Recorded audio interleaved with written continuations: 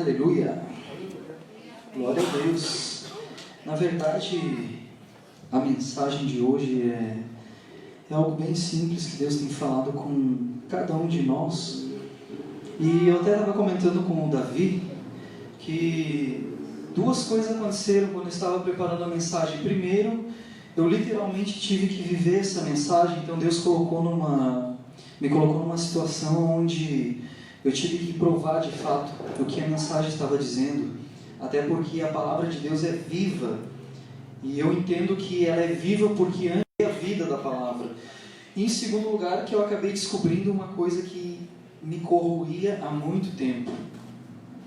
E eu não quero entrar agora no texto, mas antes de abrir o texto, gostaria que você fechasse os teus olhos. Aí, como está, não precisa levantar. Vamos fazer uma oração a Deus, porque a pessoa que está aqui na frente é como você, apenas um servo, um vaso, mas em efeito do servo, do vaso, Deus fala com você. Então feche os teus olhos. Senhor, estamos em Tua presença como igreja, Pai. E não estamos aqui para cumprir mais uma liturgia, mais um momento. Não, Pai, estamos aqui para ouvir a Tua voz, assim como o Senhor tem falado aos nossos corações através das canções, através das pessoas que por aqui passaram por este púlpito e Tu usaste, Pai, e através das atividades da igreja, porque sabemos que não é apenas no domingo que o Senhor fala conosco, mas durante a semana, não somente nas atividades da igreja, mas no dia a dia, Pai. Conforta-nos, Pai, conforme o Teu querer, e abre o nosso entendimento para que possamos entender aquilo que de fato o Senhor quer falar conosco, Pai. Amém. E eu acho que muitos aqui de vocês talvez tenham essa dúvida que eu tinha, né? Então, o tema do sermão é o seguinte. Antes até quero dar uma dica: se você puder começar a trazer um caderno para você anotar as referências bíblicas, porque é bom você anotar e conferir em casa se de fato o que está sendo dito aqui é coerente com o que a palavra diz. Eu tenho, durante o sermão, algumas referências bíblicas, não vou ler todas, porque senão, se passa o tempo. E o tema é o seguinte: amor que escraviza. É uma dúvida, amor que escraviza. E todo mundo sabe que o Brasil, na sua história, foi um país que teve a escravidão, inclusive foi um dos últimos países a abolir a escravidão. E pensando assim sobre escravidão, eu fui procurar o significado de escravo. E na minha colinha diz o seguinte: escravo é estar submetido à vontade de outrem, a alguma espécie de poder ou a uma força incontrolável. Também podemos definir como aquele que, privado da liberdade, está submetido à vontade de um dono, de um senhor a quem pertence como propriedade. De certa forma, então, resumimos que escravidão é a opressão, a subjugação de um mais fraco por alguém mais forte, por meio às vezes de força, de violência. Então era isso que a gente via nos filmes, As pessoas pegando aqueles negros na África, e por serem, entre aspas, mais fracos, considerados inferiores, por meio de força, de humilhação, eles impunham a escravidão. Então a gente sabe, todo mundo concorda que escravidão não é algo legal, não é algo bom, independente do tipo de escravidão. E ainda tem gente que nega a escravidão, assim como nega o Holocausto, dizendo que a nossa sociedade não deve nenhum pedido de desculpa. Eu também creio que nós não precisamos agora olhar para uma pessoa afrodescendente e dizer: olha, me perdoe porque a minha raça escravizou. Mas nós devemos sim lembrar que houve esse passado negro no Brasil e lutarmos contra isso, lembrando que a escravidão não foi só com os negros, mas quando vieram os italianos e os japoneses para substituir a mão de obra dos negros depois da abolição da escravatura, eles foram escravizados de certa forma. Não da mesma forma, através de senzalas e troncos, mas com a privação, sim, de seus direitos à alimentação, por exemplo, a um salário. Eles eram privados, então, de certa forma, eles não podiam sair. Então, foi um tipo de escravidão. Então, entendemos que escravidão nunca é boa, não importa o tipo. Mas fica a pergunta: amor que escraviza, o amor pode escravizar? Então, talvez nós vemos sim exemplos de pessoas que, através de um amor doentio, prendem as pessoas, privam as pessoas da sua liberdade. Mas não é desse tipo de amor que eu estou falando. Como nós estamos numa igreja, estamos falando da Bíblia, estamos falando de Deus. E eu sempre me perguntei, caramba, será que somos escravos de Deus? E eu fiquei pensando, fui analisar na Bíblia e fui ver assim, em vários lugares. Por exemplo, no capítulo 2 de Romanos, Paulo fala sobre a escravidão do homem, né, por causa do pecado. Nós somos escravos do pecado. Legal, isso é verdade. Somos escravos do pecado. Todo mundo sabe que pecado não é algo legal. Romanos 8, vemos a ação do Espírito Santo que nos liberta dessa escravidão. Aí eu penso, legal, então nós somos livres agora. Enfim, Cristo morreu na cruz e nos libertou do pecado.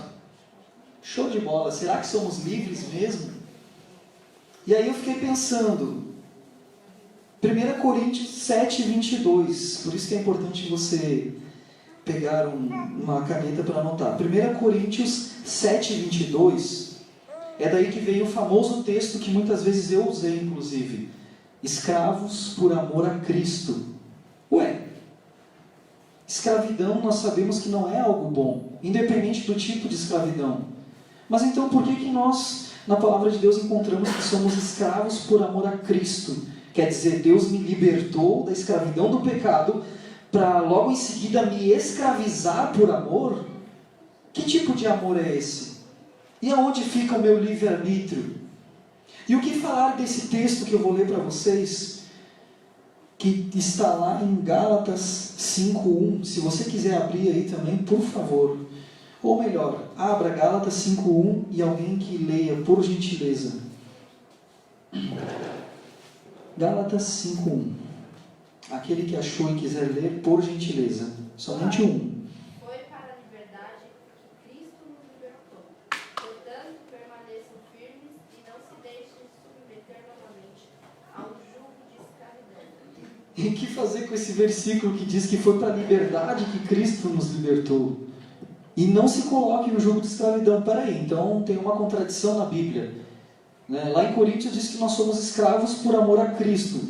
Mas em Gálatas diz que foi para a liberdade que Cristo nos chamou, nos libertou. E não se coloque no jugo de escravidão. Pera lá, tem um negócio muito errado nisso, né? E eu fiquei pensando sobre isso. E aí fui ver em outras Bíblias, nesse texto de 1 Coríntios 7, 22, que diz escravos por amor a Cristo, que não dizia a palavra escravo, dizia a palavra servo. Opa! Então quer dizer, algumas Bíblias trazem escravo e outras Bíblias trazem servos por amor a Cristo. E aí eu fiquei com a pulga atrás da orelha. Eu falei, tá, mas então pera lá. Escravo eu sei que é uma pessoa que é privada da sua liberdade. Ele não tem liberdade de escolher. Ele é oprimido. Não é uma pessoa simplesmente que não tem liberdade. Além de não ter liberdade, ele é humilhado, ele é oprimido por aquilo. Uma pessoa, o nome já diz que serve. Vamos pensar num servo como alguém que tem um salário, que tem liberdade de escolher servir o seu senhor, o seu patrão. De certa forma, nós empregados somos uma espécie de servos. E nós temos a liberdade de escolher, não quero mais servir essa pessoa, então eu vou lá e procuro outra coisa para fazer. E escravo não, então pera lá. Tem uma grande diferença entre ser escravo e ser servo. E eu fui pesquisar sobre isso. E achei muito interessante, porque isso era uma dúvida que eu tinha. Então a gente tem que analisar de acordo com o que a palavra diz, né, a respeito dessa questão. Então nós temos que ter uma diferença bem distinta aqui, escravo e servo. E a palavra na Bíblia, escravo, no original grego é doulos, e em hebraico é ebed. Se eu não me engano a pronúncia é essa. E significa escravo. Só que ela tem um outro significado também de servo. E aí eu compreendi que, dependendo do contexto, está se referindo a escravo, de fato, aquela pessoa que é privada de sua liberdade, ou está se referindo a um servo, que é uma pessoa livre, porém que serve alguém. Então, raciocinando, então é por isso que na Bíblia, em algumas trazem servo e outras trazem escravo. Porque traduzir a Bíblia, traduzir dos originais, não é uma tarefa fácil. principalmente antigamente, eles não tinham tanto recurso como tem hoje. E mesmo com a tecnologia, com os recursos, ainda assim não é uma tarefa fácil, mas eles já corrigiram. Em algumas versões, já corrigiram e trouxeram servos por amor a Cristo. Tudo bem. Eu pensei, legal. Mas como você enquadra esse contexto? Aonde eles encontraram um contexto para dizer que nós não somos escravos, que nós somos servos, que escravos nós somos apenas do pecado e não de Deus? E aí eu comecei a pesquisar e fui ver o contexto.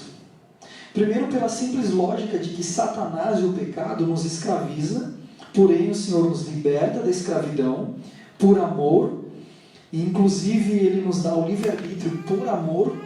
Então, aí, por estarmos libertos do pecado, nós temos o poder de escolha, e aí nós escolhemos servi-lo por amor. Então, primeiro é uma lógica. Se Deus me liberta do pecado, então eu já não sou mais escravo, eu sou livre. Mas livre para quê? Através do livre-arbítrio eu escolher servir ao Senhor.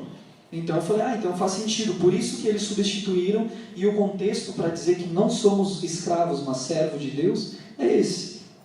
Porque é uma palavra meio pesada de dizer que você é escravo de Deus. Mas se Ele é amor, como Ele pode me escravizar por amor?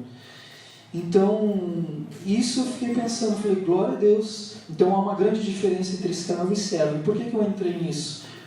Porque no texto base que nós vamos usar, Romanos 1, pode abrir a sua Bíblia, capítulo 1, versos 1 e 2, nós vamos estudar um pouquinho a respeito de ser servo de Deus. Mas para isso nós precisávamos entender que há uma grande diferença entre ser servo e ser escravo. Satanás nos escraviza, o pecado nos escraviza, mas Deus nos liberta e nos dá, através do livre-arbítrio, o poder de escolher servi-lo. Então, se alguém disser que você é escravo por amor a Cristo, você já sabe que você na verdade é servo, aquele que tem o poder de escolher por Cristo. Romanos 1, versos 1 e 2, diz o seguinte: Paulo, servo de Cristo Jesus, chamado para ser apóstolo, separado para o Evangelho de Deus, o qual foi prometido aos profetas nas Escrituras Sagradas. E você deve se perguntar, caramba, como é que você pode tirar uma mensagem disso? O cara está se apresentando simplesmente, Paulo, servo de Cristo, chamado para ser apóstolo, enfim. Que mensagem que pode sair disso? Pois é, eu fui também surpreendido. Mas uma coisa importante é que antigamente, quando eles iam escrever as cartas, eles já identificavam tanto o autor como o destinatário no começo da carta. E é isso que Paulo faz. Paulo, ele se identifica quem ele é, mais para frente, se você ler, ele fala para quem que ele está escrevendo, que é para os santos em Roma, para a igreja de Roma e tal. E para quem não sabe, a igreja de Roma era formada tanto de judeus quanto de gentios, nós, pessoas que não eram judeus. E a grande maioria, na verdade, não era judeu. Então era uma igreja em Roma, que era praticamente a capital do mundo, era ali onde tudo acontecia nessa época. E também era considerada como o buraco do mundo, mas que era um nome mais pejorativo, eu prefiro usar o nome buraco do mundo, porque ali tinha tudo que não prestava também. Vamos imaginar que você mora no interior, quando você vem para São Paulo, você vê tudo de bom aqui. Você tem estudo, você tem possibilidades, mas ao mesmo tempo também você tem tudo de ruim aqui. Tudo que não presta também tem aqui. Porque é uma cidade grande, é uma cidade que tem uma visão para frente.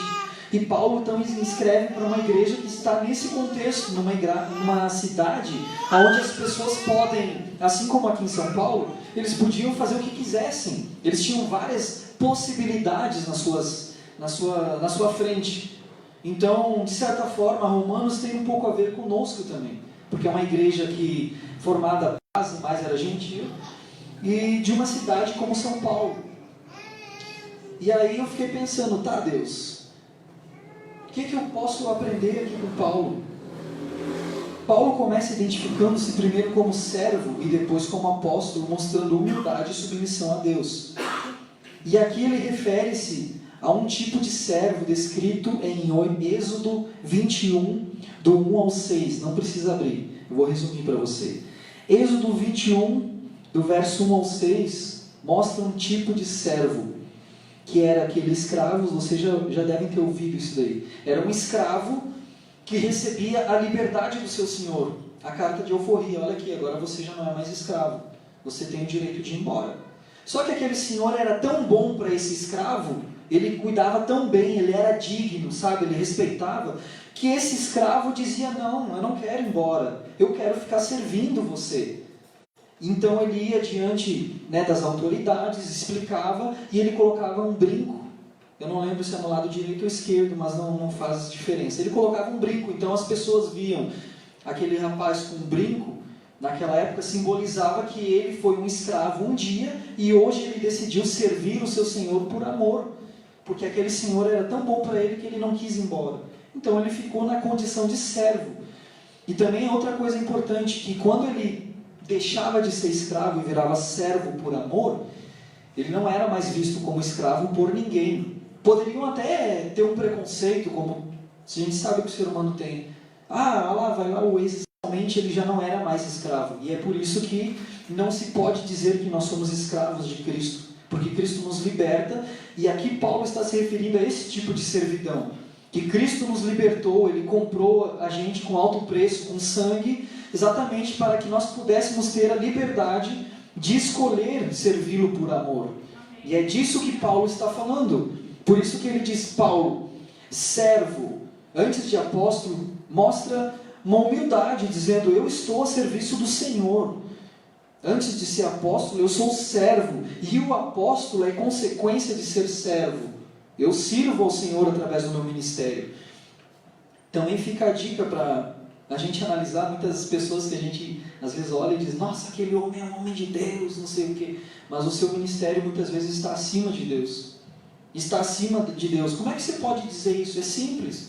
Porque quando você coloca o seu ministério acima do amor às pessoas, isso demonstra que você não tem o caráter de Deus. Porque Deus, sendo Deus, se esvaziou pela humanidade. E eu, sendo homem, um lixo, como eu posso me sentir melhor que você, sendo que Deus, que é Deus, se esvaziou por amor a você, por amor a mim?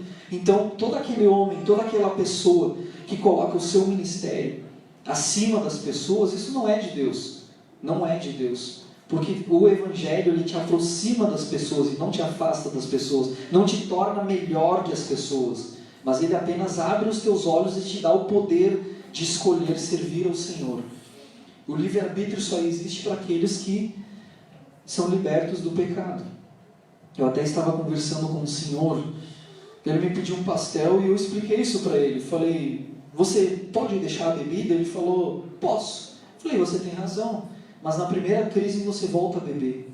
Então você concorda comigo que a bebida ela te aprisiona, ela é mais forte que você. Verdade.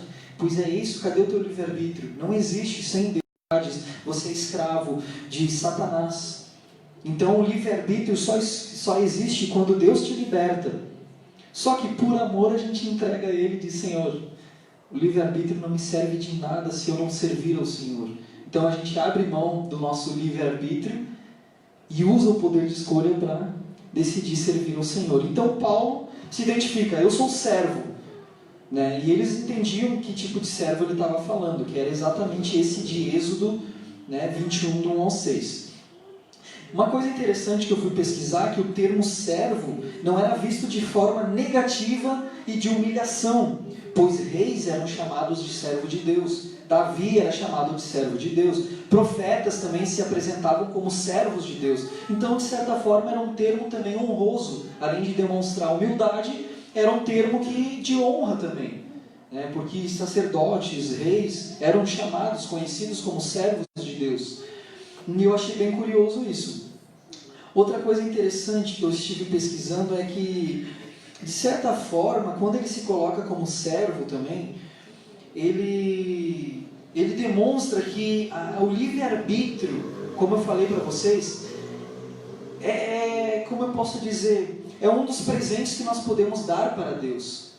Porque se você parar para pensar, Deus morreu por nós, ressuscitou, Deus faz tudo em nós. A palavra de Deus diz que a fé é um dom de Deus, nem a fé é nossa. Ele gera a fé em nós através da sua palavra.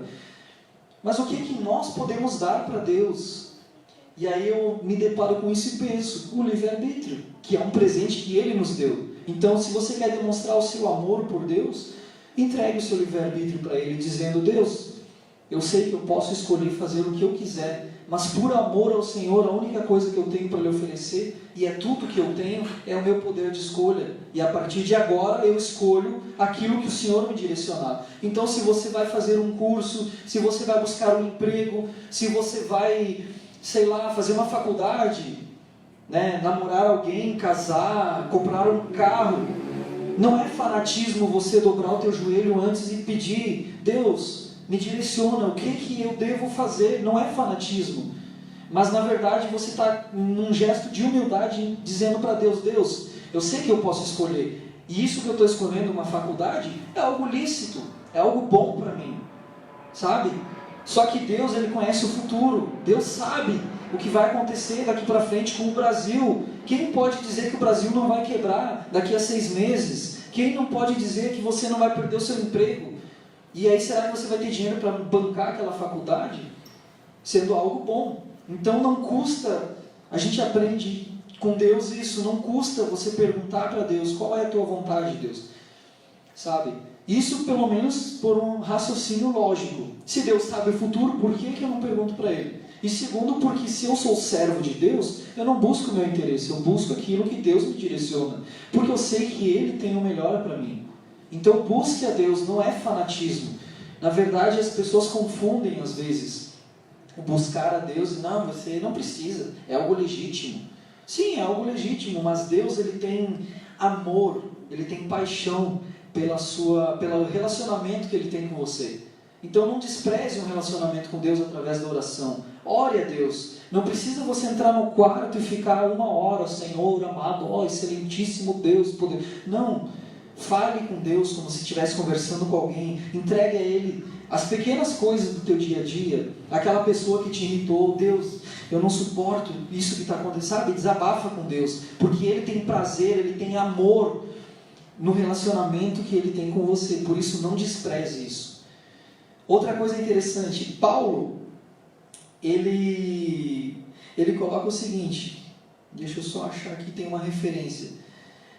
Fomos comprados com sangue, sendo assim libertos da escravidão do pecado, como falamos, para que mediante a liberdade ou livre-arbítrio, como um presente para Deus, pudéssemos escolher e servir por amor, aquele que inclusive fala, que Ele nos amou primeiro.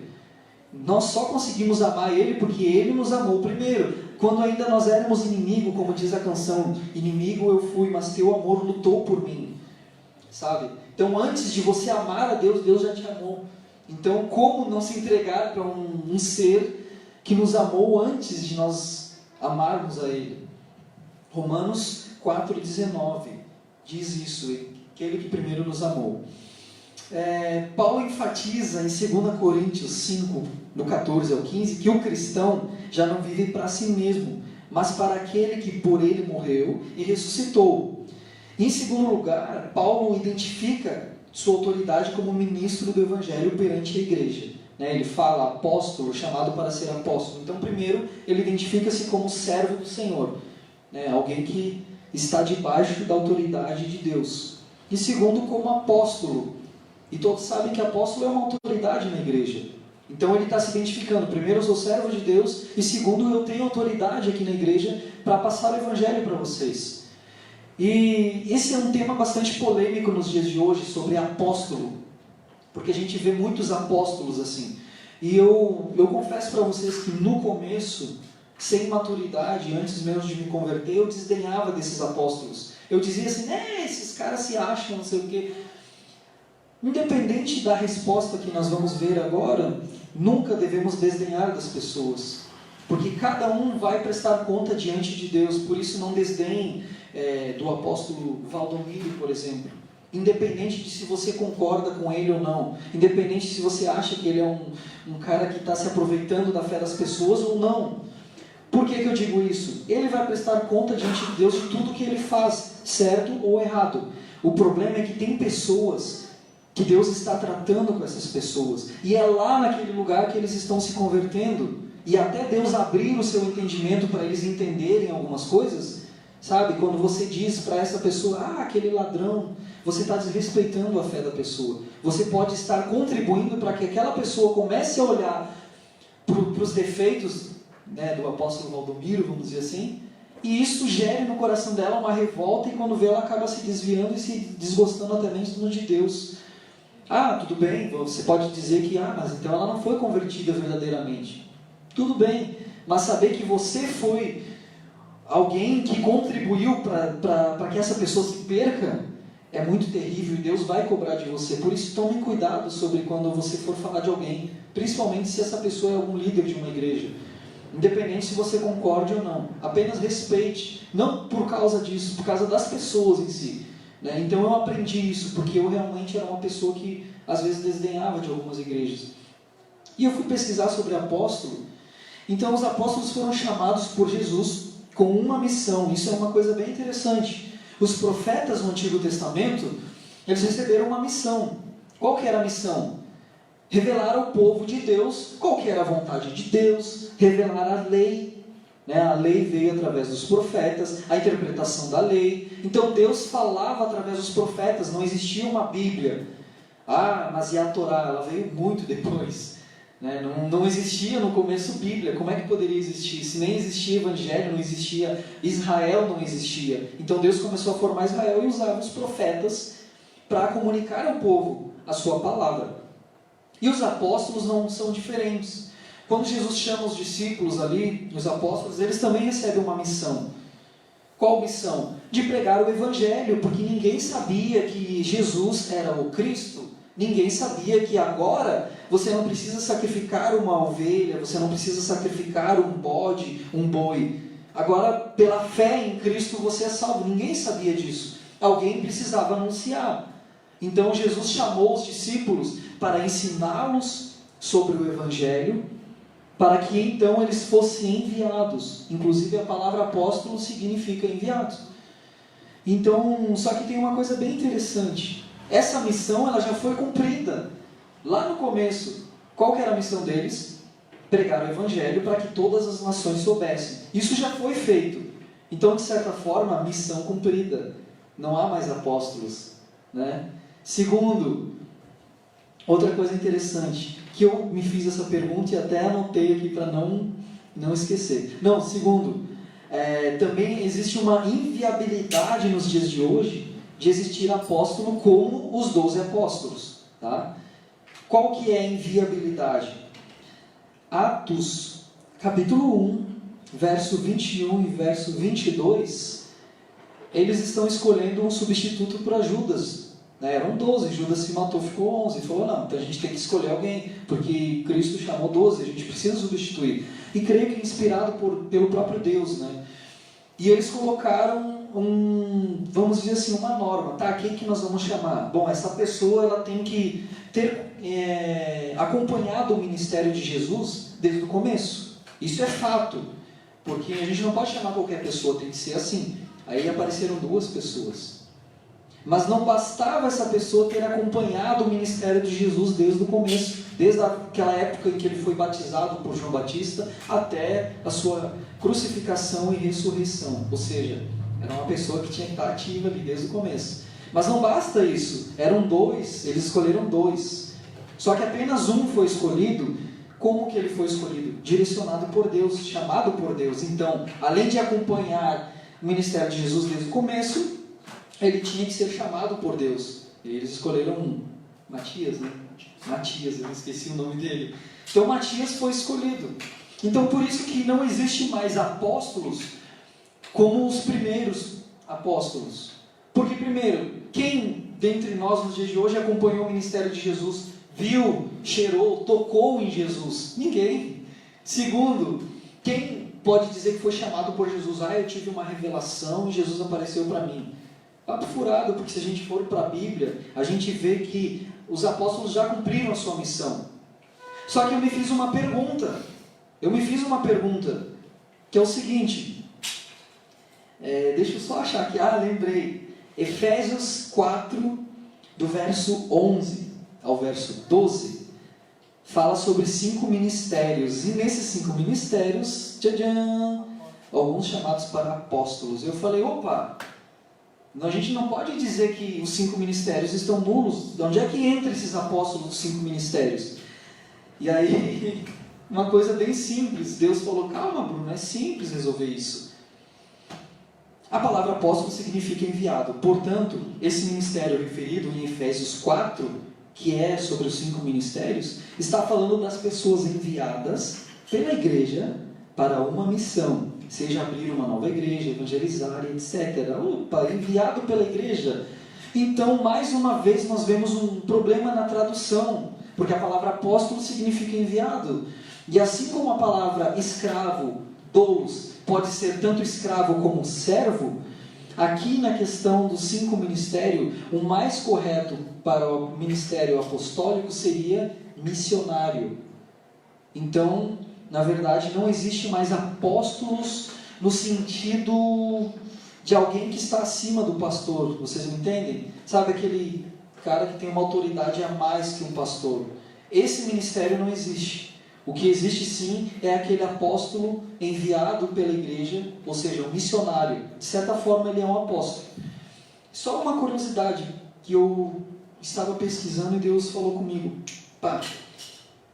Uma coisa interessante então na mensagem de Paulo é, ele se identifica então como apóstolo, ou seja, eu sou apóstolo. Tá, mas ele foi chamado por Jesus? Sim, a gente vê isso. Deixa eu até anotei aqui, o chamado de Paulo. Eu gosto de anotar as referências. É Atos, né, tenente? Deixa eu só achar aqui. É Atos, se não me engano, 6 ou 9. A minha letra está um pouquinho ruim aqui. É bom a gente achar a referência aqui. Atos 9, exatamente, Atos 9, o capítulo 9, tem um chamado, é Atos 9, tenente, se não me engano, tem um chamado de Paulo, onde Jesus, o próprio Jesus aparece para Paulo, chamando ele. Então, opa, ele era apóstolo, porque ele foi chamado pelo próprio Jesus, né? Então, show de bola, é Atos 9 mesmo. Eu não achei aqui na minha referência, mas eu lembrei. Então, vamos prosseguir. Então, ele fala assim, eu sou servo do Senhor, eu sou apóstolo, e ninguém negava isso, porque em Atos 9 fala lá do chamado dele, a igreja reconhecia de fato como alguém pertencente à classe dos apóstolos, dos 12, né? Então ele tinha a mesma autoridade que os 12, e ele fala assim, separado para o Evangelho de Deus. E a palavra separado, santo, não se refere a excluído fisicamente dos demais, mas aponta para o propósito exclusivo de sua vida. Muitos entendem de maneira errada essa palavra santo. Inclusive o Davi já pregou sobre isso aqui. Muitos acham que santo é aquela pessoa sem pecado, aquela pessoa perfeita, né, que deve ser canonizada. Ou então que santo é uma pessoa separada, excluída fisicamente, como um monge, por exemplo. Isso é um santo. Só que nós entendemos, à luz da palavra, que santo significa alguém que é separado por um propósito e não fisicamente, né? A gente não é extraterrestre, a gente está no mundo. E vamos pensar por um momento num exemplo bem prático. Imagina-se uma concessionária onde tem vários automóveis, e nessa concessionária você vê alguns com uma placa escrito vendido, indicando o quê? Que esses carros já foram comprados, estão indisponíveis, mas eles ainda continuam fisicamente ali. A única coisa que os separa é a placa que indica estes carros não estão mais disponíveis. Eles estão separados para alguém que comprou. E de certa forma, todo cristão ele é santo, não pela sua exclusão do mundo, mas o que identifica nós como santos no mundo são nossas atitudes. As nossas atitudes é a nossa placa de vendido, vamos dizer assim, que nos separa dos demais. Porque Cristo pagou um alto preço por nós, e assim como esses carros estão ali aguardando o retorno de seus donos, nós também estamos aguardando o retorno de Cristo.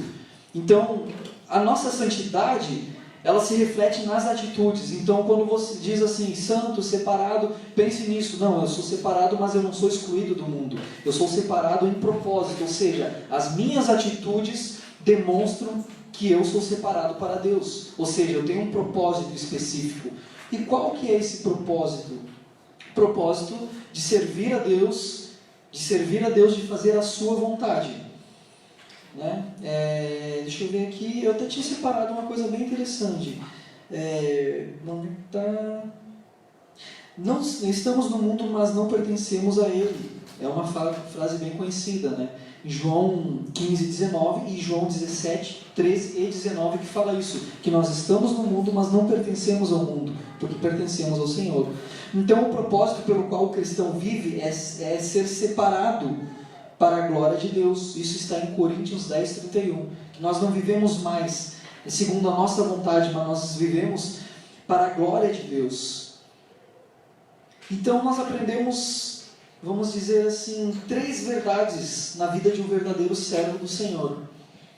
A primeira, que servir é uma escolha de amor para vivermos e fazermos a vontade de Deus e não a nossa. Isso está em Lucas 9, do 23 ao 26, que fala que negue-se a si mesmo, tome a sua cruz e siga-me. 1 Coríntios 10, 31 fala que a gente vive para a glória de Deus.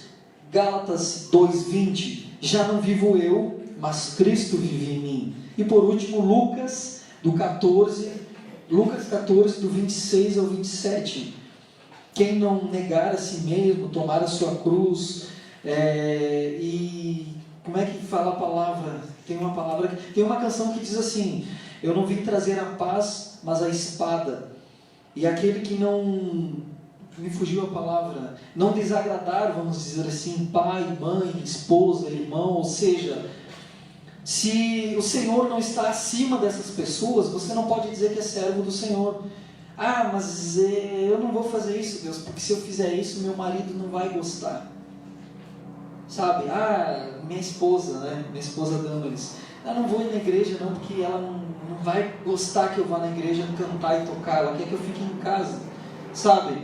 Então, é disso que Lucas 14, 26 ao 27 fala: se você não negar a si mesmo, tomar a sua cruz, né, e aborrecer pai, mãe, ou seja, as pessoas em meu nome, ou seja, não tornar as pessoas mais importantes do que Deus, você não pode ser chamado de discípulo do Senhor, de servo. Segunda coisa que aprendemos, que o que nos capacita, nos qualifica, nos torna santo, é aquele que nos chamou. Então você é santo não pela obra que você faz para Deus, mas você é santo pela obra que Deus faz em você. É por isso que você é separado, ou você tem um propósito, pela obra que Deus fez em você através do seu Espírito Santo. Atos 1:8 fala que receberão poder quando descer sobre vós o Espírito Santo, ou seja, o poder só veio quando o Espírito estava neles. Sem o Espírito eles não tinham capacidade para fazer a obra.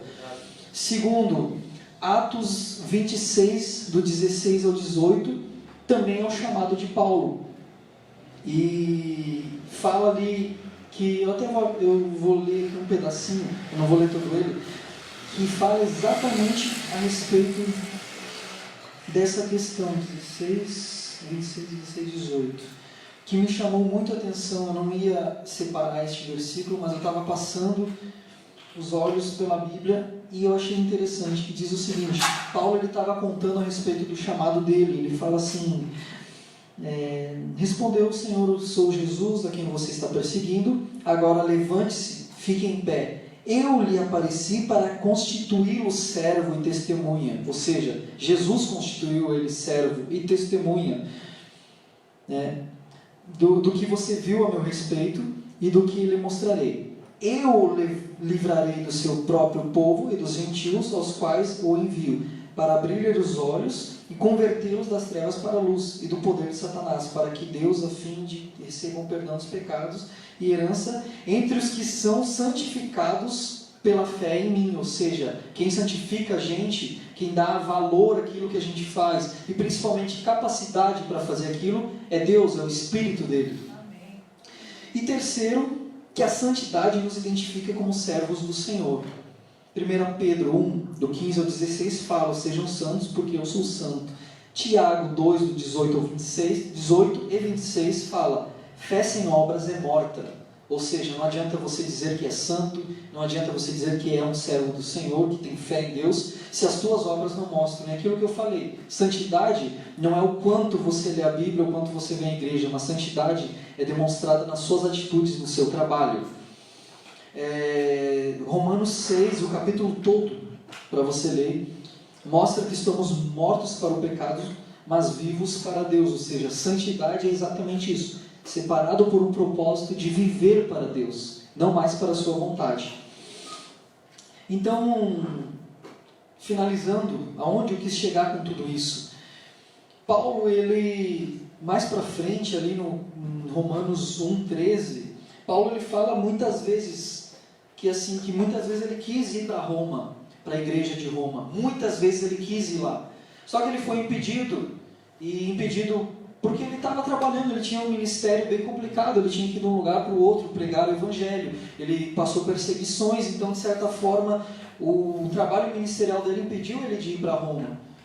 E ele tinha um desejo de ir para Roma, ele já tinha feito a sua viagem missionária, as 3 viagens missionárias, então ele queria, agora eu preciso ir para a Espanha para pregar o evangelho, porque a Espanha era considerado o último lugar do mundo, da terra, onde ele precisava ir pregar o evangelho. Então ele pensou o seguinte: eu vou ter que passar por Roma, é caminho, e a igreja de Roma sempre quis ir lá, então eu vou ir lá. Mas antes de ir eu preciso mandar uma carta para eles, para explicar certinho tudo. Então ele explica para os irmãos o seguinte: meu desejo é ir até aí, porque eu preciso compartilhar com vocês e quero também receber de vocês. Eu sei que vocês são irmãos fervorosos, irmãos de fé, todo mundo está conhecendo o testemunho de vocês, eu preciso passar aí. Um objetivo que ele tinha era para conseguir dentre vocês alguns frutos, assim como eu consegui dos gentios. Ou seja, ele queria dinheiro para financiar o trabalho missionário dele na Espanha. E todo missionário ele é enviado por uma igreja. Então nessa igreja ele vai ter apoio financeiro, material, aquela igreja vai orar por ele. E ele tinha o desejo de que Roma fosse essa igreja. Além de ser caminho, ele tinha o desejo de útil e agradável. Então ele pensou assim: nossa, eu vou para Roma, show de bola. Antes disso ele estava indo levar em Jerusalém uma oferta que ele tinha juntado para ajudar as pessoas que estavam necessitadas. E ele pensou assim: não, então eu vou mandar essa carta para Roma, né? E aí depois que eu entregar a oferta, eu vou para Roma, show de bola, né? Entrego a oferta e vou para Roma, ajudo aquelas pessoas que precisam primeiro, depois eu vou para Roma. E aí ele pensou o quê? Vou chegar em Roma, né, com o meu naviozinho ali, como um passageiro, vou dar uma olhada na cidade, vou, como um turista. Só que Deus tinha outros planos para ele. E é bem interessante que Paulo, em Atos 21, do 10 ao 14, Paulo ele foi avisado por um profeta: cara, não vai para lá porque você vai ser preso. Não vai que você vai ser preso. E ele: não, porque eu estou não só apto a ser preso, mas se tiver que morrer eu morro por nome do Senhor. Olha que crente, né? Que crente. E tem 2 linhas de pensamento que dizem que Paulo foi burro, foi negligente. Poxa, um profeta de Deus avisou: cara, não vai, você vai ser preso. Mas ele disse: não, por causa de Deus eu vou, se tiver que morrer eu morro. E aí ele foi preso. E outros dizem, uma outra linha de pensamento diz que, na verdade, Paulo agiu porque ele sabia que, por ser servo, Deus iria fazer alguma coisa. Deus estava no controle da vida dele. Então ele ia cumprir aquilo que Deus já tinha colocado no coração dele, que era entregar a oferta. E se tivesse que ser preso, ele sabia que Deus, por ser soberano, de alguma forma ele ia agir para preservar a sua vida, ou se tivesse que morrer, para a glória do Senhor ele ia morrer. Então temos essas 2 correntes, uns que dizem que se ele não tivesse ido, Deus poderia agir de outra forma, e outros dizem que ele foi porque ele confiava na soberania de Deus e que Deus ia dar um jeito. Mas independente do motivo, aonde nós queremos chegar com isso? Que Paulo era um homem temente a Deus. Inclusive a palavra de Deus fala que Deus faz cooperar tudo para o bem daqueles que o amam. A gente já sabe que aqueles que amam a Deus são aqueles que servem, que seguem os seus mandamentos, praticam a sua palavra. E então, independente do motivo que levou Paulo a ser preso, seja por negligência ou seja porque ele tinha fé de fato, Deus agiu de uma maneira soberana na adversidade de Paulo.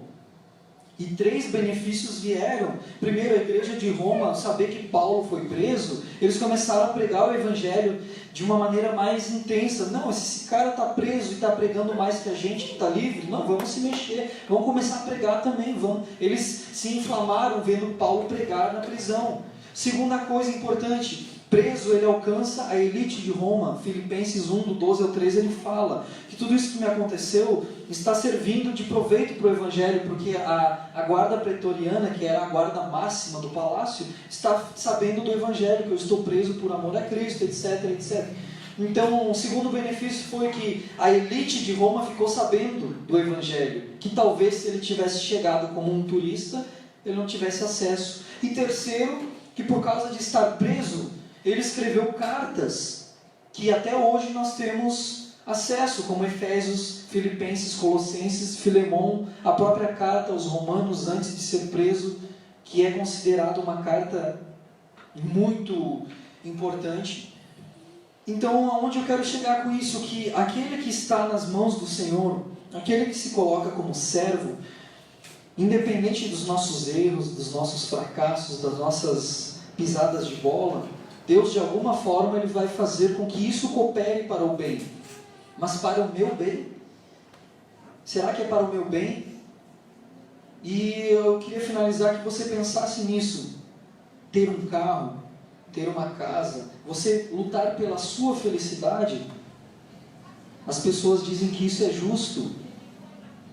Só que é engraçado que buscar, lutar pela sua felicidade, pelas suas coisas, é justo. Mas quando o outro faz isso, a gente chama de egoísmo. Esse cara é egoísta, porque ele só pensa na felicidade dele. Mas também nós pensamos só na nossa. Então Deus faz cooperar para o bem daqueles que o amam. Quem ama o Senhor não pensa em si próprio, mas o seu bem também atinge os outros. Por quê? Porque Ele tem prazer que a vontade de Deus seja feita. E como eu falei no começo, todo homem de Deus, ou mulher de Deus, que coloca o seu ministério acima das pessoas, não é de Deus, porque o Evangelho te aproxima das pessoas. Então, de certa forma, Deus, eu quero um carro novo. Amém. Glória a Deus. Se Deus de repente pode te abençoar com a capacidade de um emprego onde você consiga ter uma renda para isso, legal, mas lembre-se que a bênção, quando é de Deus, ela não para em você. Então, de certa forma, isso vai atingir outras pessoas. Você vai poder abençoar a vida de outras pessoas. E Paulo entendia isso. Deus, eu estou na prisão, correndo o risco de pegar tuberculose, lepra. Eu sou espancado, humilhado aqui. Mas eu entendo que isso coopera para o bem, não para o meu bem. Na verdade, para que o meu bem é a tua vontade. E eu sei que isso, de certa forma, vai servir para o Evangelho. Vai servir para abençoar outras pessoas. Portanto, eu finalizo para que você reflita nisso. Pense.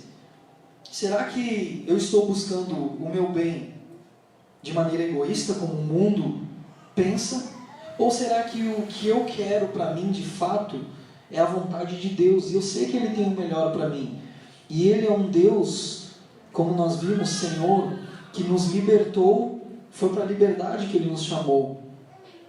E finalizo lendo Romanos 8. Eu vou ler para você Romanos 8,15. Pois vocês não receberam um espírito que os escravize para novamente temerem, mas receberam um espírito que os adota como filhos, por meio do qual clamamos, Abba, Pai. Então pense nisso.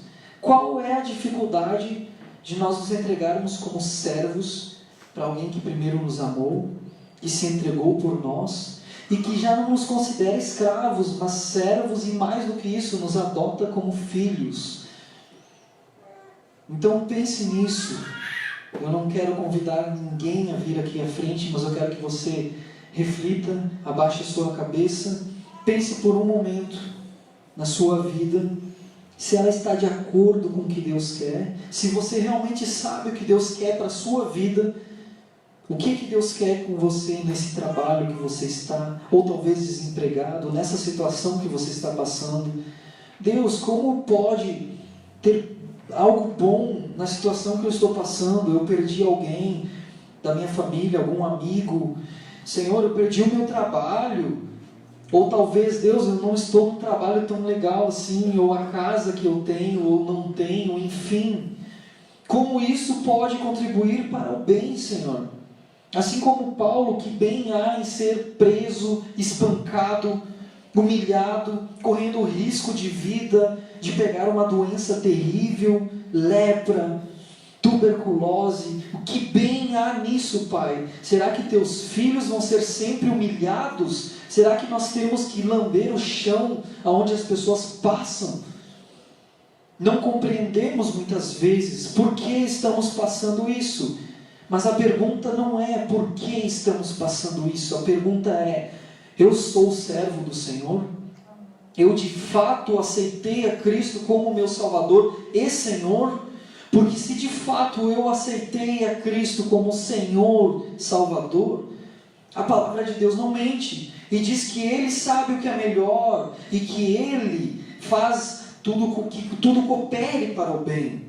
Então, por mais que você não entenda o que você está passando, você precisa ter fé que o Senhor tem o melhor para você. E que às vezes o melhor de Deus, às vezes dói. Porque assim como um médico que tem que às vezes te machucar mexendo na ferida, mas para poder limpar e te dar saúde, assim é Deus muitas vezes tendo que cavocar no seu espírito, no seu coração e tirar aquilo que está arraigado, está te matando, está te levando para o inferno. Aquele sentimento que muitas vezes vem e te consome de tal forma que você perde o controle. E hoje eu posso dizer isso porque, como eu falei, Deus me colocou numa situação onde eu tive que viver essa palavra. Eu fui dominado por um sentimento de raiva, eu fui dominado por um sentimento de ódio, ao qual eu não pude controlar. E quando passou esse momento eu olhei: Senhor, como eu posso ser escravo de um sentimento por alguém, por alguma coisa, um ódio? Aonde está o fruto do Espírito, Senhor? Será que eu sou nascido de novo?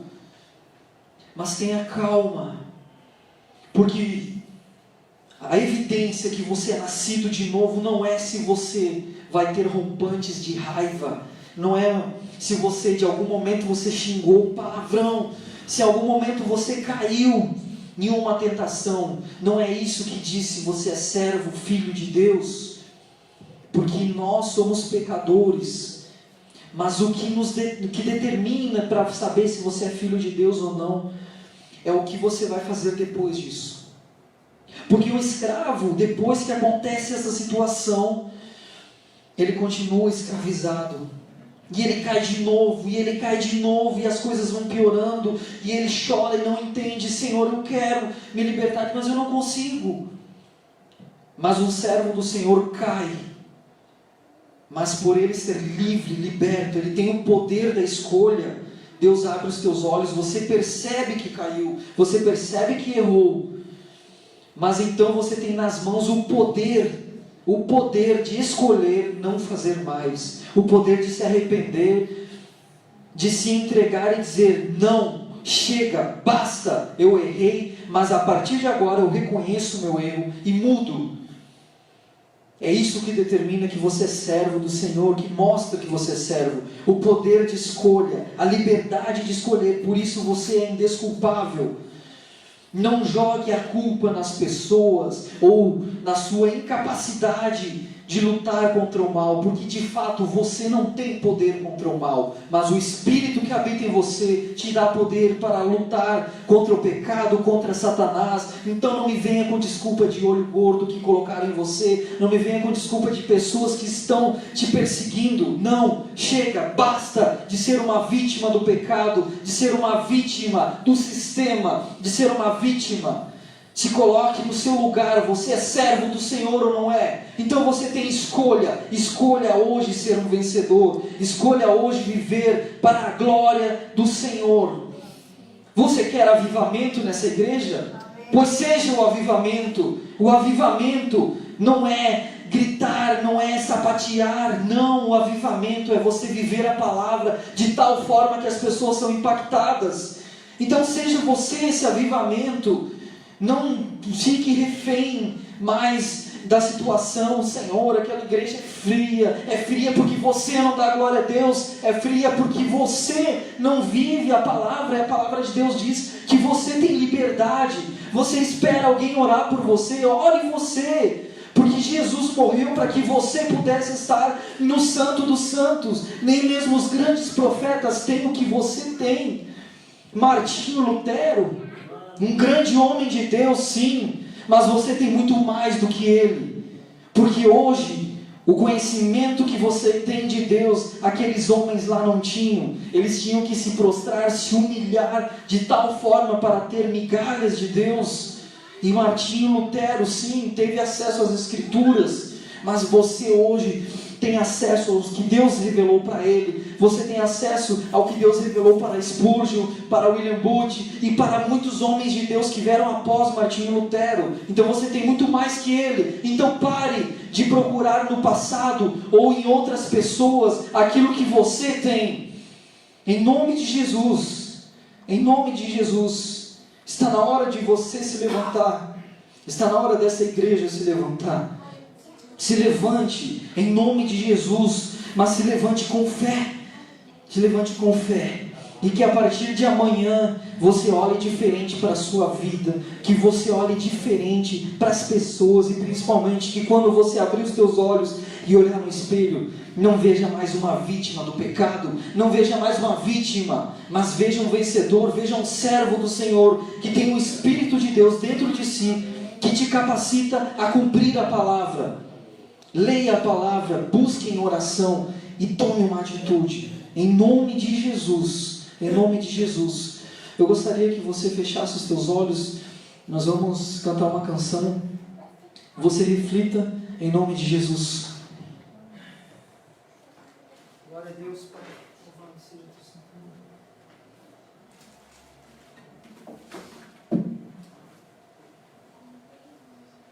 Aleluia, Senhor.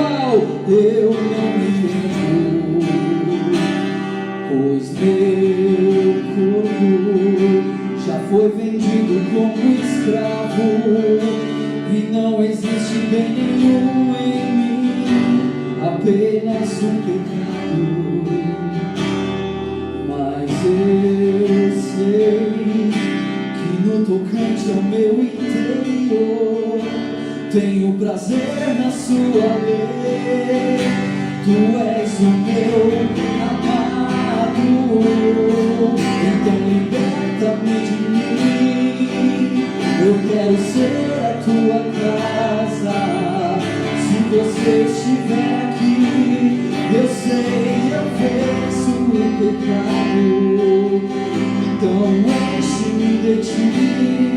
até que não haja mais espaço. Pois quando estou em tua presença, o meu viver é transformado. E passo a ser livre pra viver a tua vontade. Todo meu ser se enche de bondade. Reina o Espírito sobre mim.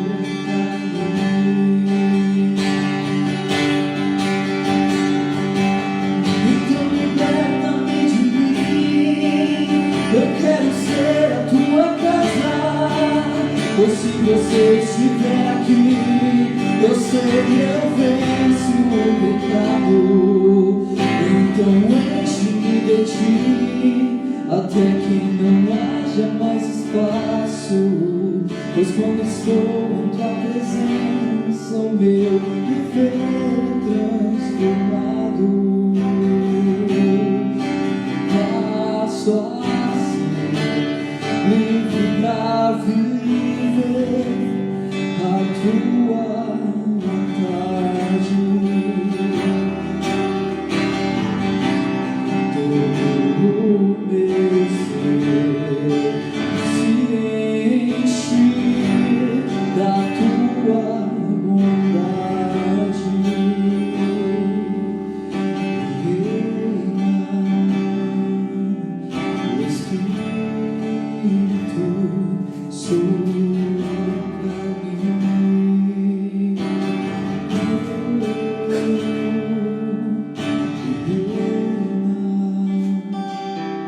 O Espírito sobre mim.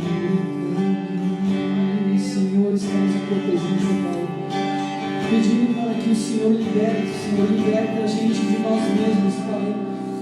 Nós, a partir de agora, não vamos mais nos vitimar, Senhor, mas vamos sim assumir a nossa postura como libertos, Pai, porque nós temos fé na tua palavra, Senhor, e a tua palavra diz que nós somos livres para viver a tua vontade, Pai, livres do pecado, Senhor, livres de Satanás, Pai. Então, em nome de Jesus, nós nos posicionamos, Pai, para viver a tua vontade, Pai, mediante o teu Espírito, que nos capacita, Senhor.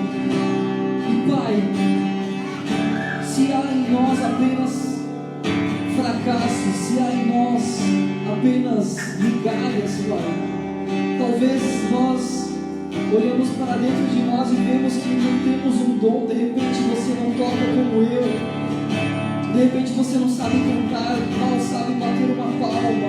Senhor, eu não sei nem ler a Bíblia direito, quanto mais pregar, Pai, eu sou tão limitado. Mas, Senhor, eu entendo que o teu Espírito me capacita, o teu Espírito me enche para realizar as tuas obras sobrenaturais. Por isso, Pai, diante de ti eu entrego, Pai, eu entrego as minhas fraquezas, eu entrego, Senhor, as minhas debilidades, a minha falta de dom. Eu entrego, Senhor, diante de ti a minha falta de capacidade. Pois o Senhor quer usar todas essas coisas que eu tenho, todos os meus fracassos, as minhas debilidades, para a tua honra e glória, Senhor, que o Senhor use. Porque hoje, Senhor, eu sou livre para fazer a tua vontade, e é isso que nós escolhemos, Pai, como igreja, Senhor. Despede-nos, Pai, com a tua graça, e que nós possamos hoje ir para casa, e ao dormir, que o teu Espírito venha sobre nós, trazer luz àquilo que nós ainda precisamos compreender, Pai. Que o avivamento verdadeiro, conforme a tua palavra, aconteça em nossos corações.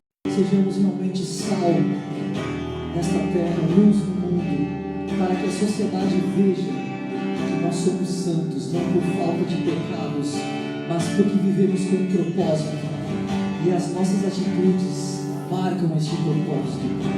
Vem, ora vem, Senhor Jesus, ansiamos a tua volta, Pai, e escolhemos te servir, Pai. nome de Jesus, Pai. Coloco também, antes de esquecer, Pai, a vida de cada um aqui, Senhor. Se alguém está enfermo, se alguém está com depressão, Pai, que Teu Espírito vá de encontro neste momento, trazendo cura, Pai, libertação, Senhor.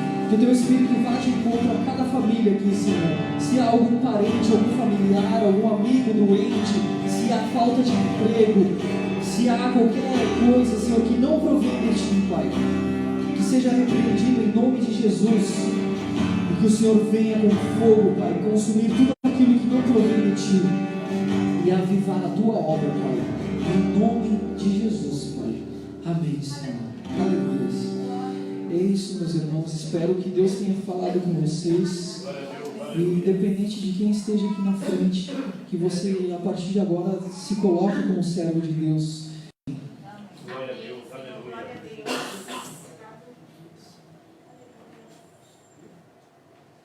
Obrigada, Bruno, pela palavra.